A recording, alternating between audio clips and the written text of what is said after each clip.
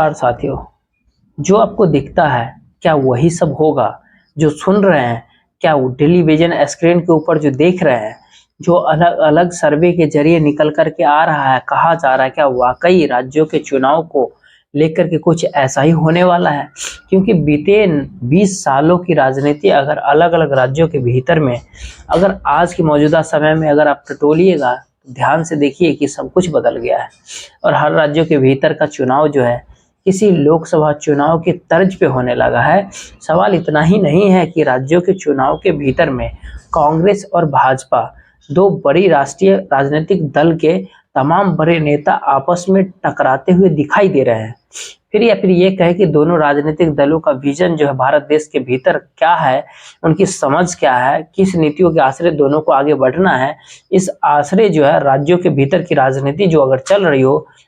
बात इतना ही तक नहीं है, मसला इस बात तो पहली बार ऐसा हो चला है कि कांग्रेस की जो पूरी राजनीतिक रणनीति बीते 20 सालों में पूरी बदल गई। इन्हीं 20 सालों में भाजपा की अपनी रणनीति पार्टी के भीतर में और संगठन को संभालने की रूपरेखा इस दौर में बदल गया। लेकिन भाजपा के छत्रक सहयोगी गायब हो गए, कांग्रेस के सहयोगी छत्रक नए तरीके से निकल करके सामने आ गए। और राज्यों के चुनाव के भीतर में भाजपा का अगर कोई नया सहयोगी नहीं है और अब तक वहां के वोटर आदि थे कि किसे मुख्यमंत्री बनाना है, उसी चेहरे के आश्रय वोट दिया जाएगा, तो यह परिस्थिति भी अब एक ही पल में बदल जाए। इतना ही नहीं, इस समय दोनों राजनीतिक दलों की नीतियां जो है, जो भारत देश के भीतर किसान, मजदूर, आदिवासी और दलितों को प्रभावित करती है, उन्हीं को लेकर के यह चुनाव होता है। और शायद शहरों के भीतर गूंज चुनाव को लेकर के ज्यादा आता है, शहरों में गूंज सर्वे को लेकर के ज्यादा होता है। न्यूज चैनलों की पहुंच पकड़ भी अगर देखिएगा तो शहरी मिजाज को अच्छी लगती है। तो क्या सवाल उठता है कि वाकई राज्यों के भीतर जो हलचल होती है और जमीनी स्तर पे जो वहाँ की राजनीति भारत में इस समय में उस किसान, मजदूर, दलित, आदिवासी को उनके जरिए जिन भी परिस्थितियों को जीना चाहते हैं, क्या वह सब कुछ कांग्रेस जो सोचती है वैसा होगा या भाजपा जैसा सोचती है वैसा होगा? क्योंकि 2018 के भीतर इन तीनों राज्यों के भीतर में कांग्रेस जीत गई थी। शहरी गुस्सा मध्य प्रदेश के भीतर बहुत ज्यादा है, कुछ ग्रामीण क्षेत्रों में भी होता है कि हमने कांग्रेस को जिताया, साल भर के भीतर सत्ता पलट गई और वह भी खरीद फरोख्त से, वह गुस्सा अंडर करप्टेड है। और इसलिए भी मध्य प्रदेश के भीतर का हर सर्वे, हर बहस इस बात को लेकर के निकल रही है कि जाहिर तौर पर कांग्रेस वहां जीतेगी, क्योंकि जीतने के बाद भी उसे सत्ता नहीं मिली।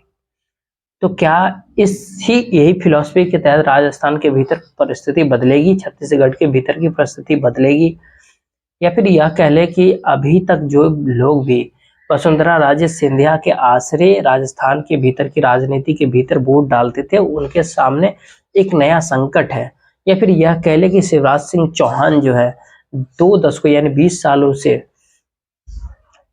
सत्ता में है, उनसे लोग ऊब गए हैं? या फिर यह कह ले कि छत्तीसगढ़ के भीतर आदिवासी समाज, उसके भीतर का करंट ये बतलाता है कि कोई आदिवासी मुख्यमंत्री होता क्यों नहीं, एक ही बार हुआ, लेकिन वह भी 1-1.5 साल भर के लिए। उसके बाद तमाम राजनीतिक दलों ने अपने अपने तरीके से लुभा लिया। लेकिन 2018 की जीत तो बहुत साफ यह बतलाती है कि कांग्रेस ने जो सुरक्षित सीटें हैं वहां पर भी बहुत बड़ी रेस के तौर पर बहुत बड़ी जीत हासिल कर लिया और बीजेपी वहां पे बहुत पिछड़ गई।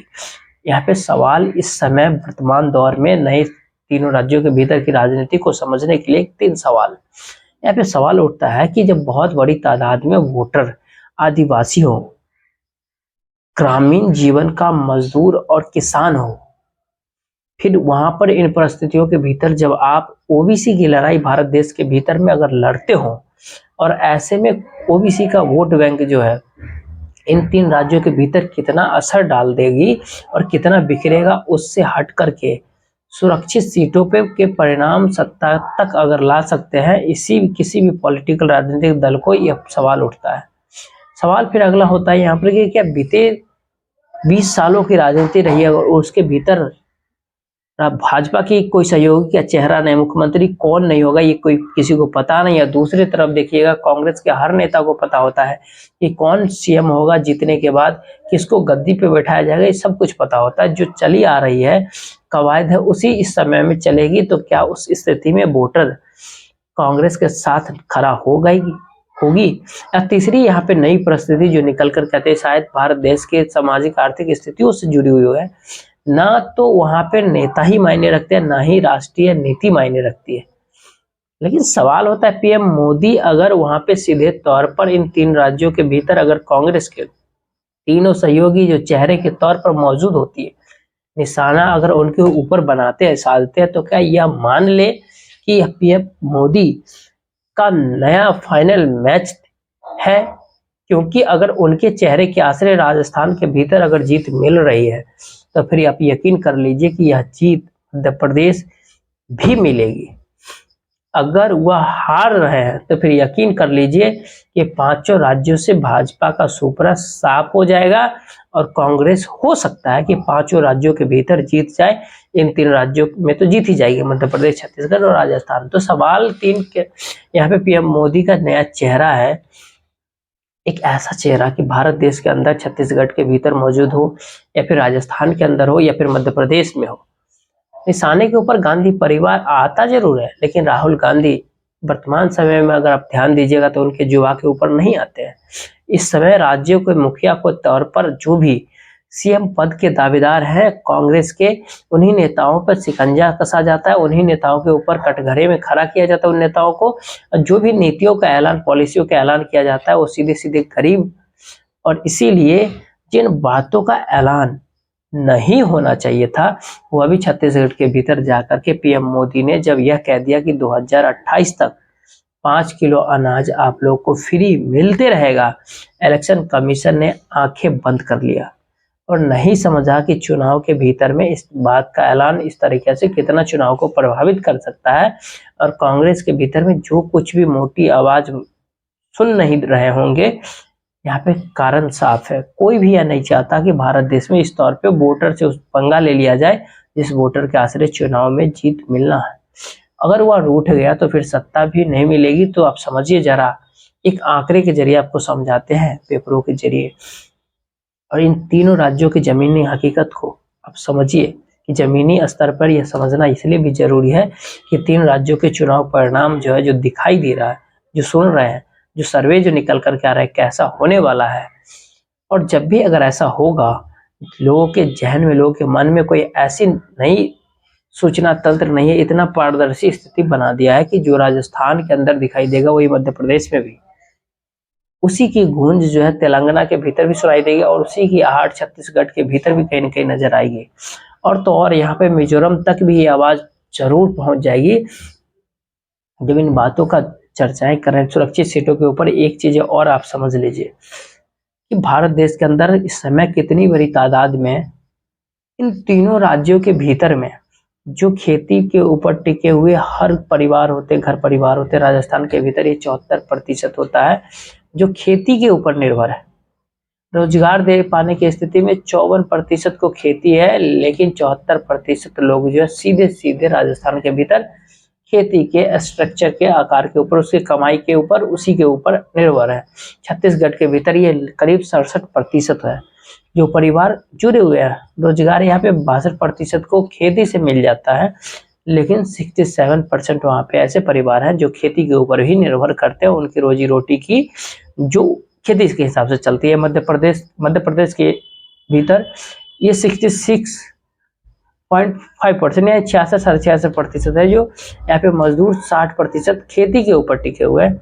इस देश के भीतर राष्ट्रीय एवरेज 3 राज्यों के भीतर देखिए जो किसान, मजदूर और खेती के ऊपर निर्भर परिवारों का है, उससे इन 3 राज्यों का औसत जो है बहुत ज्यादा है। और इसको ओबीसी के अंदर भी मत देखिए, सामाजिक और आर्थिक परिस्थितियों के आश्रय भी SC ST में भी इसलिए भी इसको समझना जरूरी है क्योंकि विधानसभा की सीटें सुरक्षित होती है इन जगहों में SC ST को लेकर के। और एक राज्य का जिक्र इसलिए भी शुरू में करना चाहिए कि जिसको जिक्र अंतिम में होगा कि तेलंगाना ऐसा है जहां न तो कांग्रेस की कोई कैडर की या कोई राजनीतिक दल की या फिर चेहरे की मौजूदगी उस रूप में नहीं है, जैसे इन 3 राज्यों के भीतर है, हेडर होता है वहां पे, लेकिन चेहरा, नेता, उसका नाम आपको नहीं पता है, लेकिन भाजपा का भी नहीं। तो फिर वहां पे गांधी परिवार का पहली बार राजनीतिक आवाज वहां पर क्या है, उसका फैसला तेलंगाना के भीतर होने वाला है। जीत मिल गई तो फिर जान लीजिए वो गांधी फैमिली यानी राहुल गांधी के, लेकिन इन 3 राज्यों के भीतर इन 3 राज्यों के छत्रक सहयोगी मायने रखते हैं। इसलिए भी इस समय में पीएम मोदी अपना 2024 से पहले अपने चेहरे का फाइनल मैच खेलेंगे। जिस बात का सवाल यहाँ पे उठा रहे थे कि जब आप आंकड़ों के लिहाज से समझिएगा तो जरा कल्पना कीजिए कि राजस्थान के भीतर में दलितों की सुरक्षित सीट 34 है, आदिवासियों की 25 है, दोनों को मिलाइएगा तो 59 हो जाएगा, 59 हो जाएगा। इस 59 में से 31 सीटों के ऊपर कांग्रेस जीत गई थी। और उससे पहले अगर आप समझिएगा पिछले चुनाव में वहां पे 9 सीटें जीती थी। 9 से 31 सत्ता मिलने का भाजपा 50 से घट करके 21 पे आ गई थी। पिछले चुनाव के भीतर सत्ता जाने थी, राजस्थान के भीतर सत्ता चली गई। छत्तीसगढ़ के भीतर में शेड्यूल ट्राइब्स को बहुत मायने रखता है, जो कि 29 सीटों के ऊपर सुरक्षित है। वहां पर कांग्रेस 25 सीटों के ऊपर जीत जाके सत्ता मिलनी ही थी वहां पर, और यही परिस्थिति कमोबेश मध्य प्रदेश के भीतर भी निकल करके आई। मध्य प्रदेश में 20 सीट जो है, जो आदिवासियों की है, उस पर कांग्रेस जीत जाती है, भाजपा 16 सीट। दलितों में दोनों एक दूसरे के लगभग कहीं ना कहीं बराबर वोट प्रतिशत रहा, वोट बराबर है, लेकिन आदिवासियों में कांग्रेस का परसेंटेज जो है लगभग 5% ज्यादा रहा। 47 सीटें शेड्यूल ट्राइब्स की, जिसमें 30 सीटें आदिवासियों की, जो सीटें 30 कांग्रेस की सीटें हैं। देखते रहे।